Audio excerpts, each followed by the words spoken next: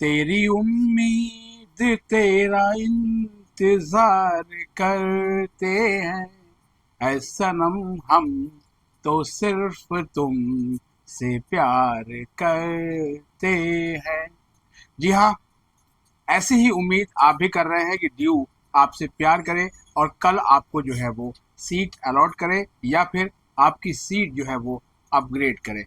जी हाँ, स्वागत है आपका हमारे इस यूट्यूब चैनल पर। मैं मुनमुन श्रीवास्तव आपका हार्दिक अभिनंदन करता हूँ।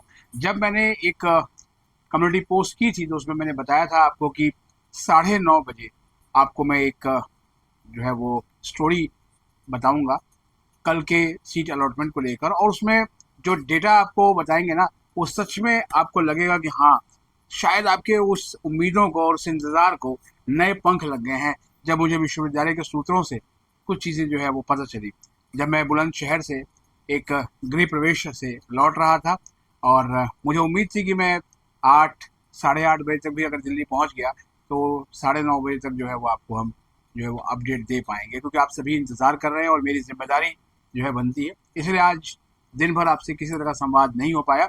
अब आते हैं उस चीज़ पे। अपग्रेड का इंतज़ार बहुत ज़्यादा स्टूडेंट्स को है। क्यों? क्योंकि पसंद की सीट नहीं मिली है और उस सीट को वो अपग्रेड करना चाहते हैं। वो भी अपग्रेड करना चाहते हैं जिन्हें नॉर्थ कैंपस के कॉलेजेस में सीट मिली हुई है। जी हाँ, ये भी एक बहुत दिलचस्प जो है वो आंकड़ा है।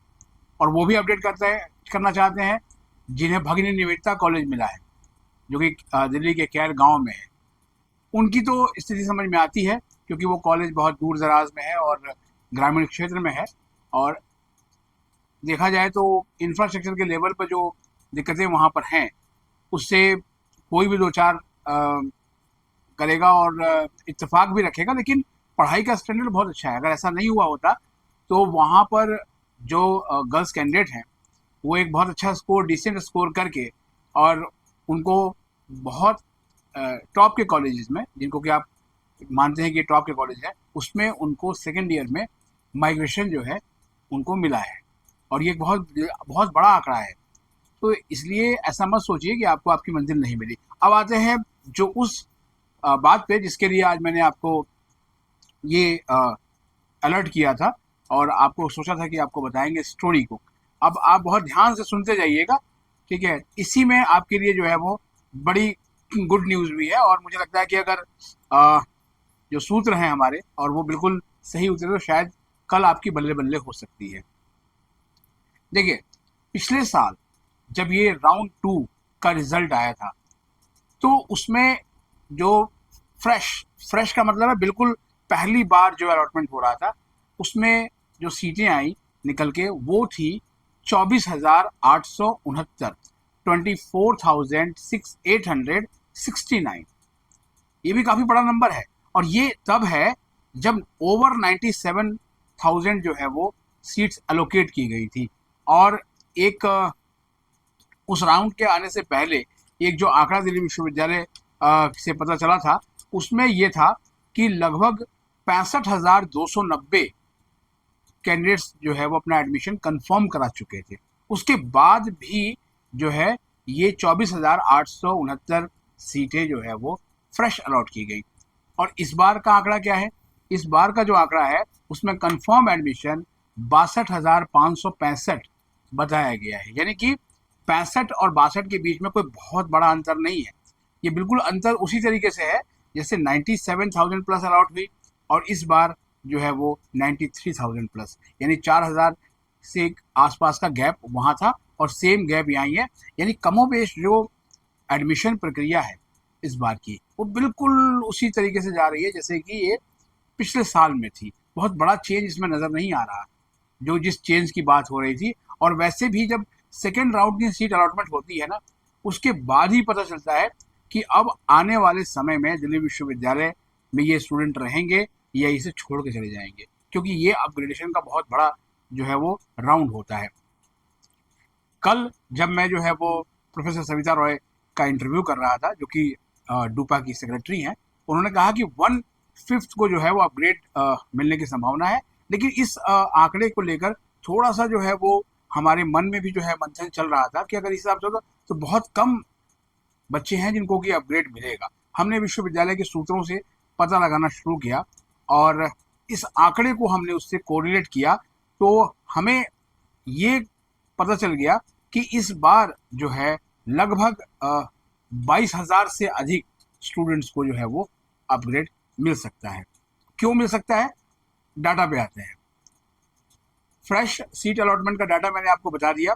अब आपको बताते हैं कि अपग्रेड जो है वो कितनों को मिला था। अपग्रेड जो मिला था वो मिला था 27,554, 27,554। और ये बहुत बड़ा नंबर है, और ये नंबर तब है जब बहुत बड़ी संख्या में एक्स्ट्रा सीट अलॉट की गई थी, और एक्स्ट्रा सीट जो है वो इस राउंड में भी आएंगी। लेकिन उस एक्स्ट्रा सीट अलॉटमेंट का फॉर्मूला और इसमें जो है वो थोड़ा अंतर है। उस समय जो है ओवरऑल 20 और 30 के रेशियो का जो है वो सीट अलॉटमेंट हुई थी, और यहाँ पर कॉलेज वाइज और पेरिफेरी में कितने कॉलेजेस हैं, जैसे आउटस्कर्ट के कॉलेजेस को 90% तक जो है वो एक्स्ट्रा सीट अलॉट की गई, और उसमें उन्होंने जो है वो 70% से ऊपर एडमिशन कर भी दिए।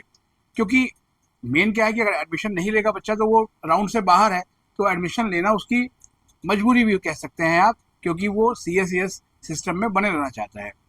तो 27,554 को जो है वो अपग्रेड मिला राउंड 2 में, और उसके बाद भी जो है वो स्पॉट राउंड हुआ।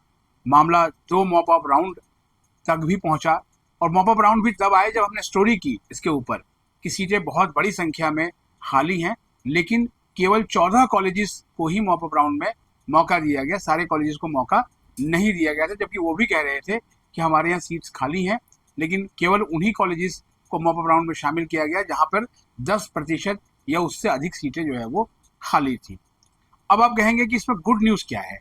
इसमें गुड न्यूज़ ये है कि राउंड 1 जब हुआ था 2024 में, तो उसमें 65,843 कंफर्म एडमिशन का आंकड़ा बताया गया था।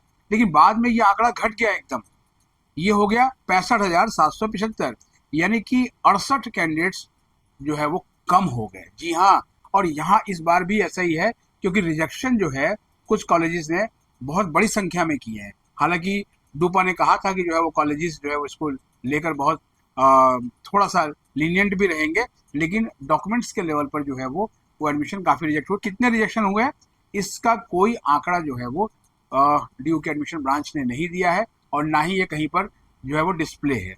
तो जाहिर बात है वो सीटें भी आपके इसी सेकेंड राउंड के लिए अवेलेबल हो गई हैं।